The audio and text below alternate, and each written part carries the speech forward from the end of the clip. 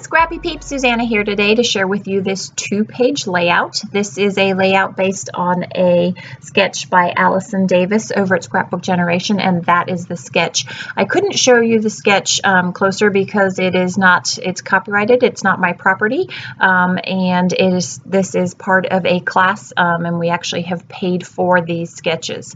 So there is a Facebook group over on Facebook, obviously, because it's a Facebook group, and it's actually a class that Allison is running where there are 20 two-page sketches and 20 weeks of 6x6 paper pad fun. So the whole point of this class was that each week we actually have all 20 sketches, but each week we are focusing on one of the two-page sketches, and the sketch revolves around the use of 6x6 paper pads. So the sketch, as you may have seen from the quick flash that I showed you of the sketch, had stars in a grid format. I have done something similar to that with hearts, and I stitched down the row of hearts. I think I may have actually done the same thing with stars. I often do grids like that as a background. And so what I've done here is I have used a digital cut file of cat paws, and I have rotated some of them slightly and made some of them bigger and some of them smaller, and then I have actually omitted some of them. My original intent when I omitted some of that cut file was that I had intended to use a stencil to then just use a black pen and put some in there, but I also really just wanted more of the illusion of the grid than having to really need to feel that I was fulfilling the whole grid. So then on the right hand page, the sketch calls for 4 pieces of pattern paper that are 6x6, and that essentially creates that right hand page. So I had pulled some papers, but they were really busy. I had all 4 papers had all of the colors in the color palette that I'm using, and I decided I wanted to have 2 of them be more of a solid, and so that's why I went with that greeny yellow in the top left, and then this one that I'm trimming down here that's primarily pink at that bottom right there. And then per the sketch, there were 4 4x4 photos, just as I have there.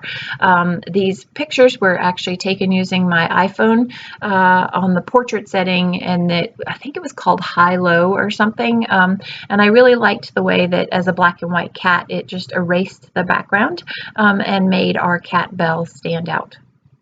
So I've chosen the 4 papers, and I am going to go ahead and adhere those down. The paper pad, I didn't realize on this trimmer that 6 inches is as far as it goes, because I never really use the measurements on this guillotine, and so yeah, discovery moment for me. So I trimmed them down to 6x6 because they always have that selvage, and I knew I wanted to use some of these same papers on that left hand side of the page to back some of the paw prints, and so I'm just cutting out the center where I know that this where the photo is going to cover up my grid, and I can use that inside of the gutted page there. So I'm going to adhere that down, and that is really the foundation of that right hand side of the page there. Now Allison has a small white or a small border, and it looks white in the sketch. I did also want something to sort of pull in the collage of the photos together and delineate that background page. So this is a piece of pattern paper from Amy Tangerine. The rest of the collection that I'm using is the Meow collection from My Mind's Eye. So I have the 6x6 paper pad. I actually have a couple of 12x12 pieces, but I don't end up using them. It's funny because I had pulled out specifically the 12x12 pieces with the intent of using that on the left-hand side, but no, doesn't get used. So that is the foundation of the right page there. I do know that I want to stitch a black border all the way around it, and then because I am a little OCD, I have to have the black border on the left-hand side as well. You could hand stitch it. I prefer to machine stitch because it takes significantly less time. I do like the look of hand stitch. It's very different than a machine stitched stitch, but for time's sake and because I knew I was doing both pages and I wanted the symmetry on both pages, I did machine stitch. So here I am fussing around with trying to center this in the center of the page. I don't know why I am being so particular about this, because typically if you follow any of my videos, you know that I usually just slap stuff down and eyeball it, but for some reason, because this is so geometric, I felt the need for it to be precise. So now I'm using the innards that I gutted out, and I'm going to back these files. I decided that I needed some black. There's a lot of dominant black because of the photo on the right hand side, and so I found this piece from, I want to say this is a Pebbles Girls collection.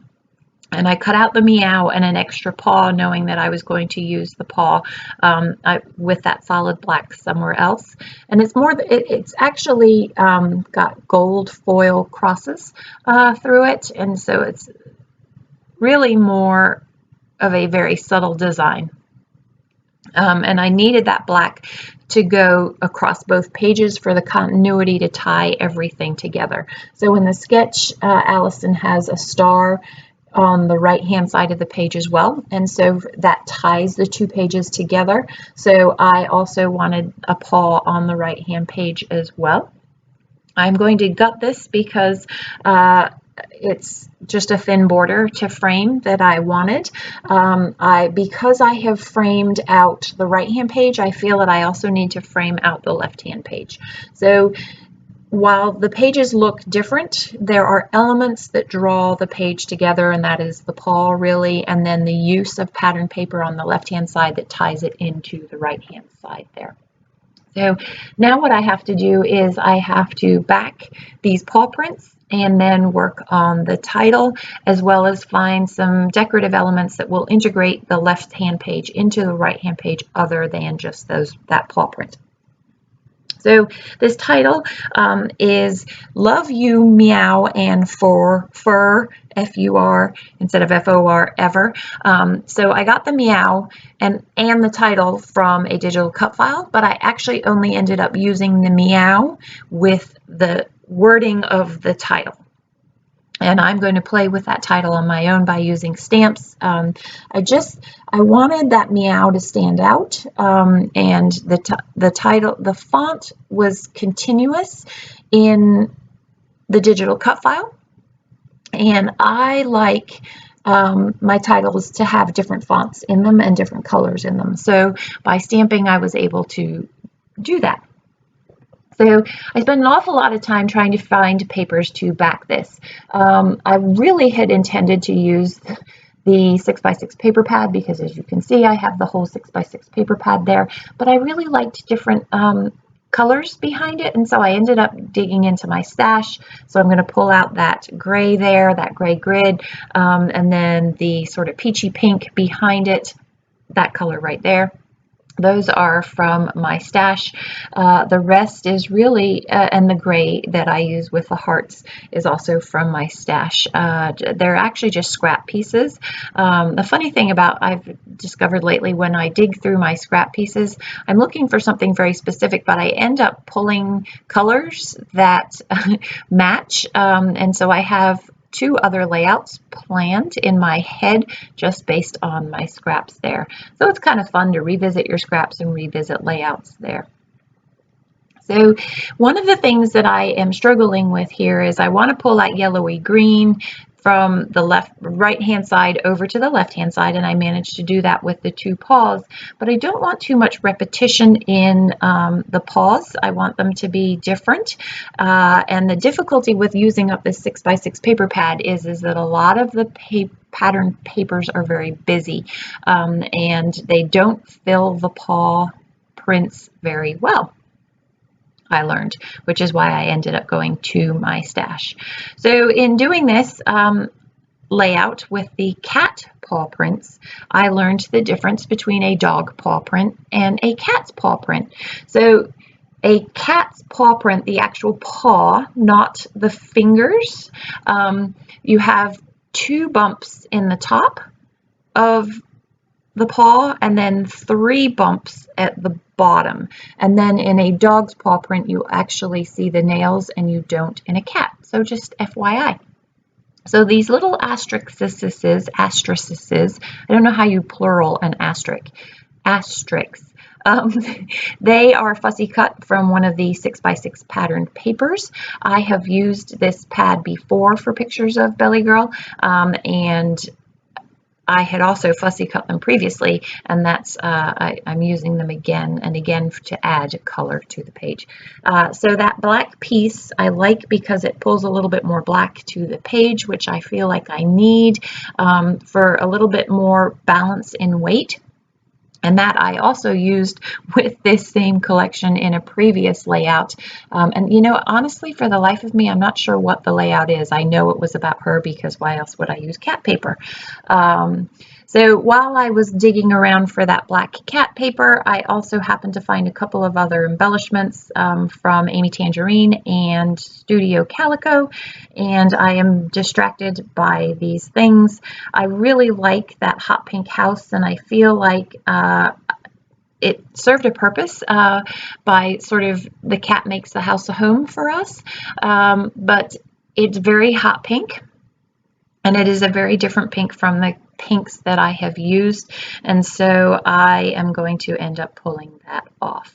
These speech bubbles that say hello are from a piece of Dear Lizzie pattern paper, and I also fussy cut those out, and I used those previously quite some time ago on a Great Wolf Lodge layout, water layout of all layouts. And so I am just using those again to pull the color palette across the pages and for some symmetry to tie the left-hand side into the right-hand side there. So I kind of go back and forth between, you know,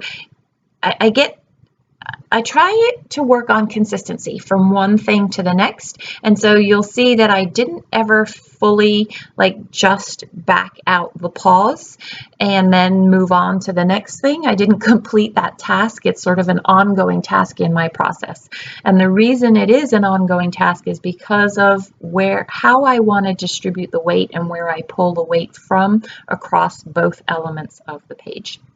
So I'm running to my sewing machine to stitch a black line around both pages, and that again provides the unity and the symmetry from left to right hand side.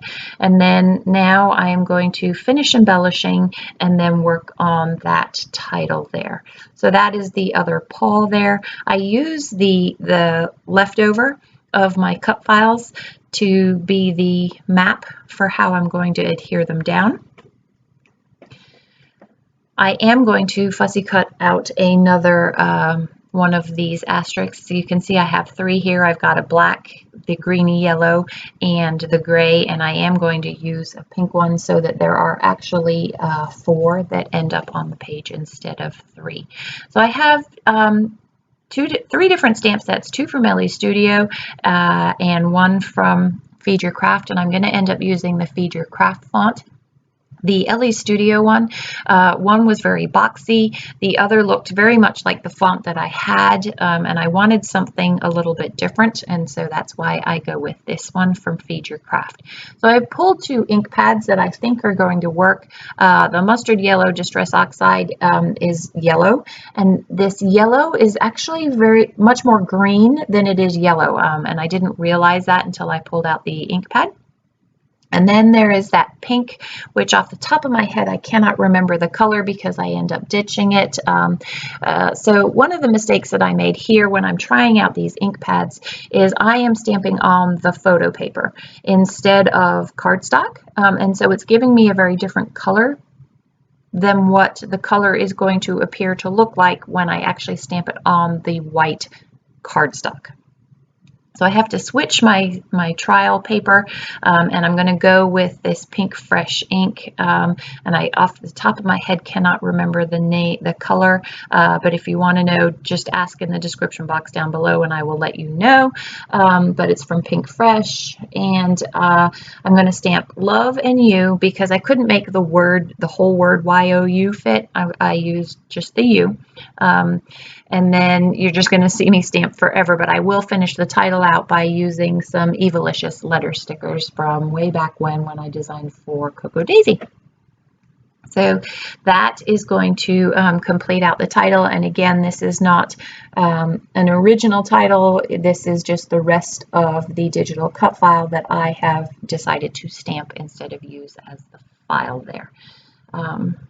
Because there are 2 E's and R's, I'm going to have to stamp them one at a time and come back, which is absolutely fine.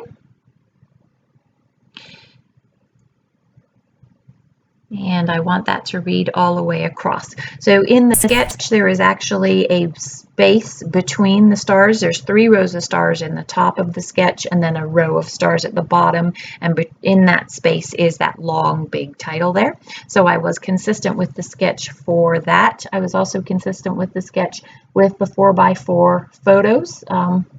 Only I decided to print my photos as a mosaic, and because I printed them as a mosaic, or it's not a mosaic, as a,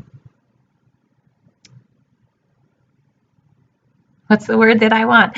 I printed them as a collage, and because I printed them as a collage and they are black and white, you can see the very hard lines of where her body ends, and I tried to soften that with that hello in the center there. So that's where I used my liquid adhesive and then to get between those smaller spaces. And so I'm using the positive, or the negative, I guess in this case, as the template to put the positive down onto the page there. And it pulls up nicely, and I don't have things that come with it. Let's see. So there is some empty space, as I referenced earlier, where I did not put a paw on that right-hand side, and that is where the journaling will go. In Allison's sketch, she has a journal spot that's in there. I have not journaled before taking these pictures because I haven't decided what I want the journaling to be yet, but that is actually a spot reserved for journaling there intentionally. I am going to fill in one of the paws with one of the empty gaps with an outline paw in a little second, and that was as I had intended to do. So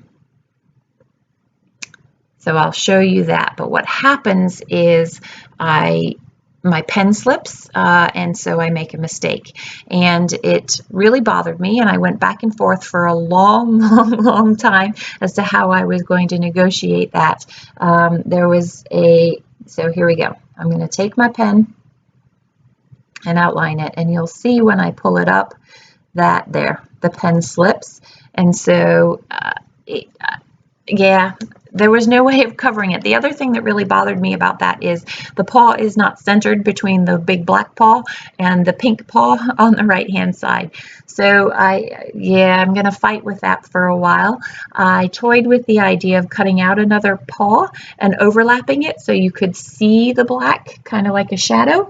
But what I end up doing is that's the pink asterisk that I cut out, and it overlaps the mistake that I made in the tracing there, but still allows that black outlined paw to be there. So now it's just a matter of gluing down a few extra embellishments. On Allison's sketch, she's got some arrows on that left-hand corner, but they didn't work with my particular photos, which is why I omitted them.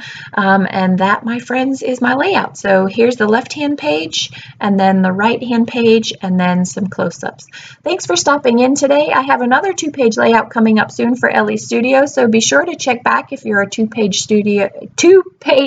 fan. Thanks for stopping in today. I hope you're doing well. Take care.